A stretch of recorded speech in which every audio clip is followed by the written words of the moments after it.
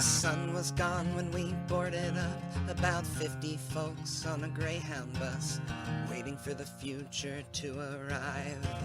On an 8-hour drive, we talked of movements and liberty, freedom of speech and anarchy. And it was so hard to sleep that night, waiting for that warm sunlight. We all awoke to the border guards, asking for our ID cards. We waited for an hour in that border gate, then back on the road to agitate. The bus pulled in about 7 a.m.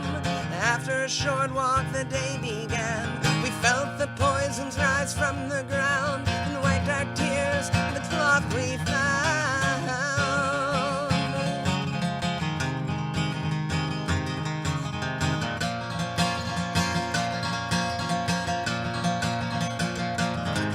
Now the sun was hot, it was 70 degrees, casting giant shadows down from the trees, and the fence was moving in a midday sway.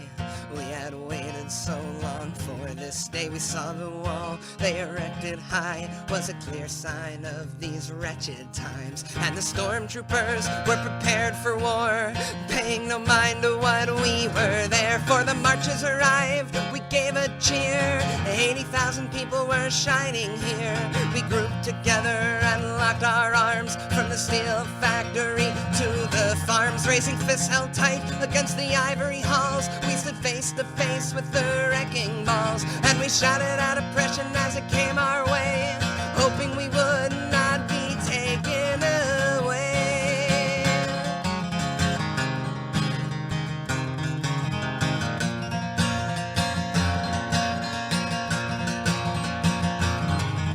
As tear gas fell into the crowded streets, the panic began, but there was no retreat. And we cried together, we vomited and choked in the fire hoses. The streets were soaked, we grabbed that fence and tore it down.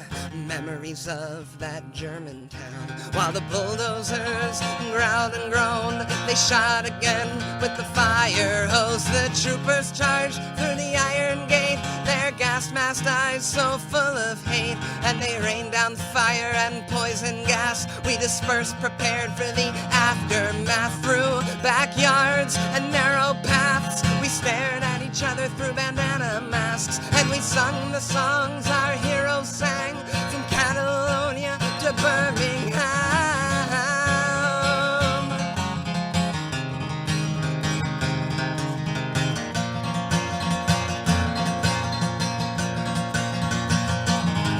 Now the sun was falling, the night began. Police were marching with gun in hand.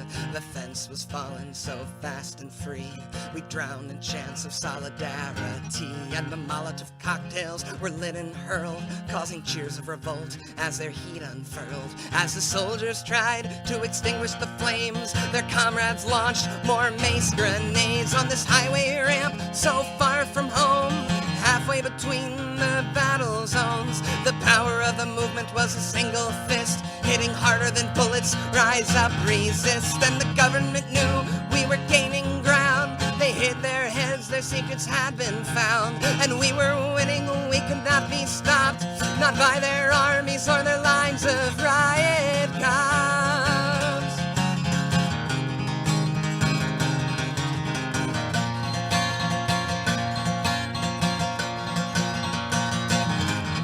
My heart beats faster as I write this song, to think these days may well be gone.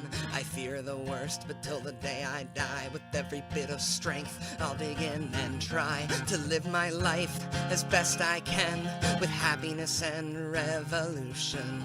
Remembering the day when we watched in awe as we pulled away from the mighty wall, and the view from the bus, that dusty cloud, fires burning the endless crowd. A plume of smoke, a fine reflection of the beauty at that intersection. The road curved off and disappeared. We chanted and smiled and cheered, and we saw the colors that the future brings as we drove back home from Quebec City.